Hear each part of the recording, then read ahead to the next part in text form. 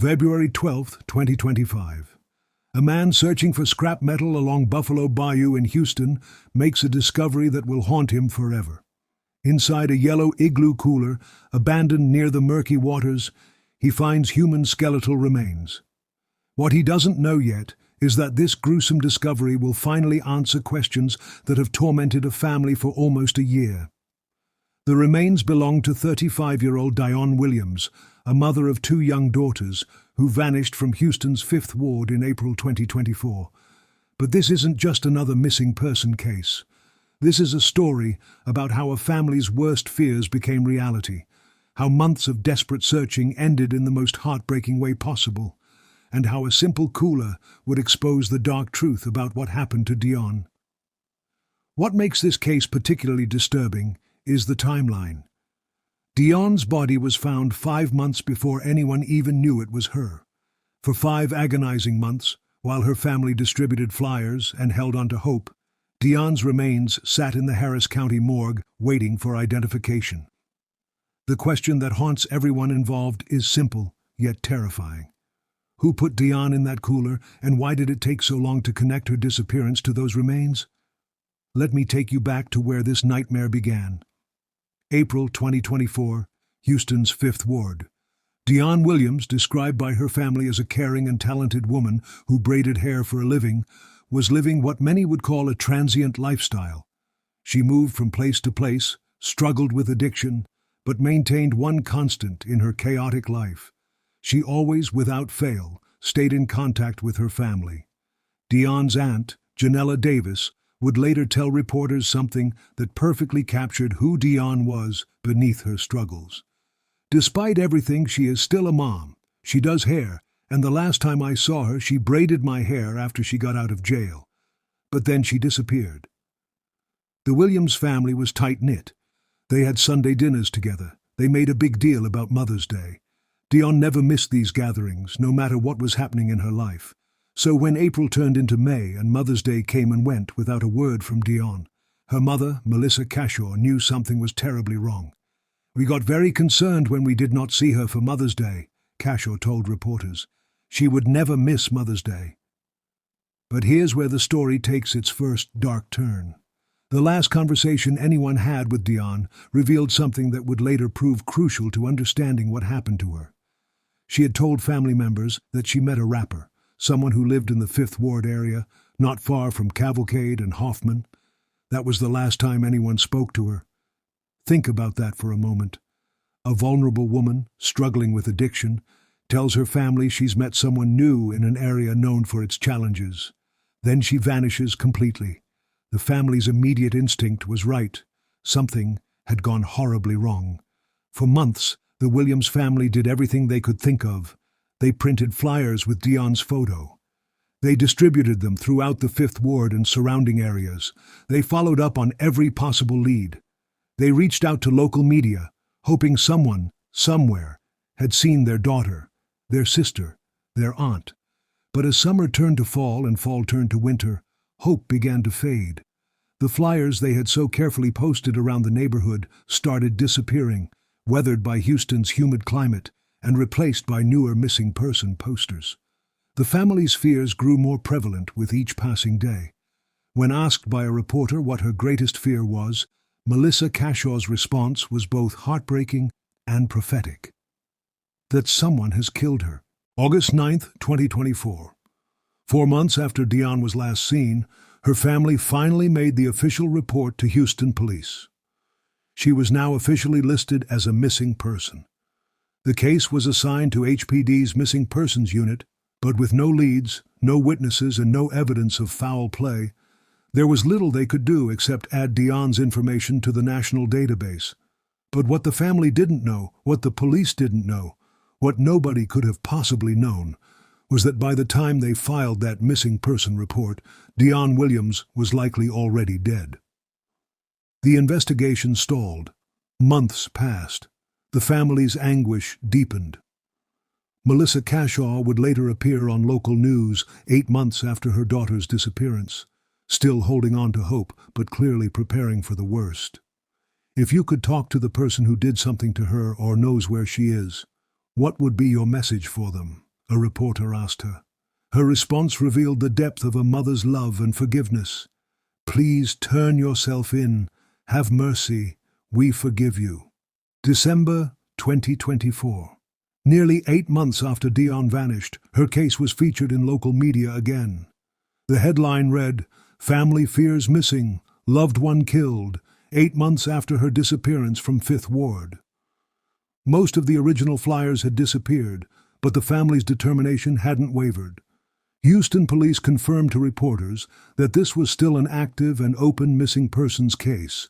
They provided contact numbers for anyone with information. But behind the official statements, everyone involved seemed to understand the grim reality.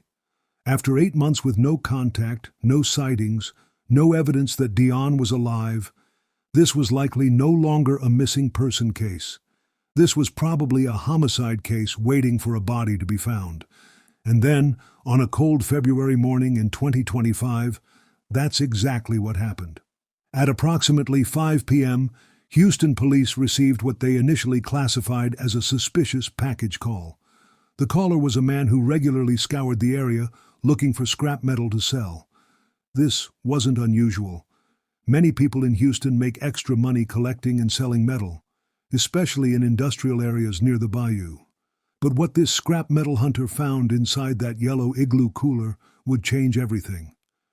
When he opened it, expecting maybe some discarded tools or metal parts, he instead discovered what appeared to be human skeletal remains, specifically a human skull. The man immediately called 911.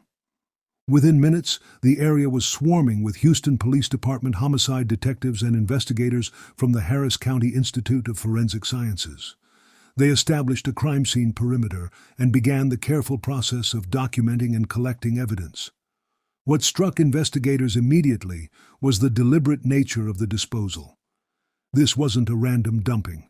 Someone had carefully placed human remains inside a cooler, sealed it, and transported it to this specific location. The question was why here, and why a cooler? For 5 months, from February to July, those remains sat in the morgue while forensic scientists worked to establish identity. They extracted DNA, examined dental records, and used every available method to determine who this person was and how they died. Meanwhile, Dionne's family continued their agonizing wait. They had no idea that their daughter, sister, and aunt had already been found. They continued reaching out to media, continued hoping for any news, any sign that Dionne might still be alive. If you're finding this case as compelling as I am, and you want to stay updated on true crime stories that matter, make sure you hit that subscribe button and turn on notifications. These are the stories that need to be told, the voices that need to be heard, and your support helps ensure we can continue bringing you in-depth coverage of cases like Dionne's. July 11th, 2025. After 5 months of painstaking forensic work, the Harris County Forensic Science Center finally had their answer. The skeletal remains found in that yellow cooler belonged to 35-year-old Dionne Williams. The notification process is one of the most difficult aspects of any homicide investigation. When police officers arrive at a family's door to deliver news like this, they're not just providing information. They're destroying hope, confirming worst fears, and beginning a new chapter of grief that will last forever. Melissa Cashaw had spent 15 months wondering what happened to her daughter, 15 months of hoping for a phone call, a text message, any sign that Dionne was still alive. Instead, she received the news that every missing person family dreads. Her daughter hadn't just died. Someone had killed her and disposed of her remains like garbage. The investigation immediately shifted into high gear. HPD's Homicide Division took over the case completely, and they began the process of retracing Dionne's final months. They interviewed family members, friends, acquaintances, and anyone who might have had contact with her in the weeks before she disappeared. What they discovered painted a picture of a woman who, despite her struggles, was trying to rebuild her life.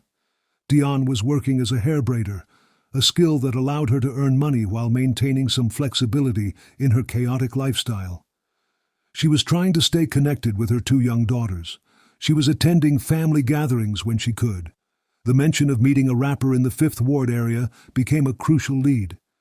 Investigators began identifying and interviewing local musicians, particularly those involved in Houston's underground rap scene. The Fifth Ward has a rich musical history, but it's also an area where the music industry intersects with street life in ways that can be dangerous. What makes Dionne's case particularly challenging is the gap between when she was last seen and when her body was discovered. 10 months is a long time in a homicide investigation. Witnesses forget details. Evidence disappears. People move away or die. The longer the gap, the harder it becomes to establish exactly what happened and who was responsible. The Houston Police Department's approach to Dionne's case reflects the reality of modern homicide investigations. They immediately began analyzing cell phone data, looking for patterns that might reveal who Dionne was with in her final days. They examined social media accounts, not just Dionne's, but those of people in her network, searching for any mention of plans to meet someone or go somewhere specific. The forensic evidence from the cooler itself became crucial. Fingerprints, DNA evidence, even the serial number of the cooler could potentially lead investigators to a purchase location and ultimately to the perpetrator. Modern forensic techniques can extract evidence from the smallest traces, and investigators were methodical in their collection and analysis. But what emerged from the investigation was a portrait of systemic failure. Dionne Williams was a woman who fell through multiple cracks in society's safety net. She struggled with addiction, homelessness, and the challenges of maintaining relationships while dealing with personal demons. Yet she was also a mother, a daughter, a sister, and an aunt who was loved and missed. The delay in reporting her missing reflects a harsh reality about people living transient lifestyles. When someone like Dionne disappears, it's often weeks or months before anyone realizes they're truly gone. Unlike people with stable jobs, regular schedules, and consistent living situations, those living on the margins can vanish without immediate notice. This delay has serious implications for investigations. The first 48 hours after someone goes missing are crucial for gathering evidence and establishing timelines. When that window extends to months, the chances of solving the case decrease dramatically. The ongoing investigation into Dionne's death faces significant challenges. After more than a year since her disappearance, physical evidence has likely degraded or disappeared entirely. Witnesses may have died, moved away, or simply forgotten crucial details. The transient nature of Dionne's lifestyle means that many people who knew her may themselves be difficult to locate. Yet investigators remain committed to finding answers. The Houston Police Department's Homicide Division continues to follow leads and interview potential witnesses. They've asked anyone with information about Dionne's death or her whereabouts between April and August 2024 to contact them at 713-308-3600 or Crime Stoppers at 713-222-TIPS. For Dionne's family, the identification brought both relief and renewed anguish. Relief because they finally had answers about what happened to their loved one. Anguish because those answers confirmed their worst fears. Dionne hadn't simply walked away from her life. Someone had taken it from her. The impact on her two young daughters cannot be understated. These children spent over a year wondering where their mother was, holding on to hope that she might return. Now they must process not only the loss of their mother, but the violent circumstances of her death. If you've stayed with us through this entire investigation, you understand why cases like Dionne's matter. These aren't just statistics or news stories.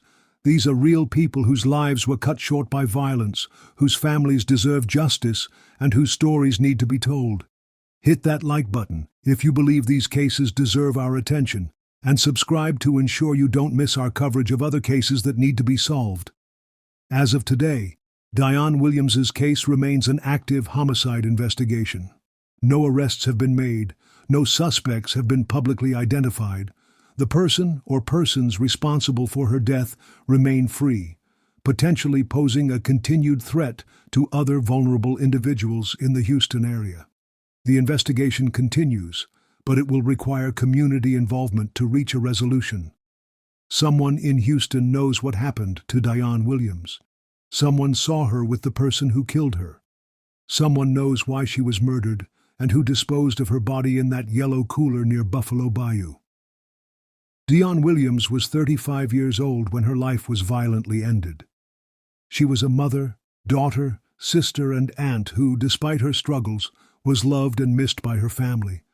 She was a human being who deserved to live, who deserved better than to have her remains discovered by a stranger searching for scrap metal.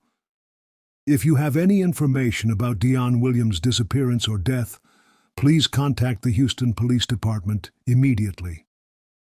Your call could be the one that finally brings justice for Dionne and peace for her family. This is a case that can still be solved, but it will require all of us working together to ensure that whoever killed Dionne Williams is held accountable for their actions.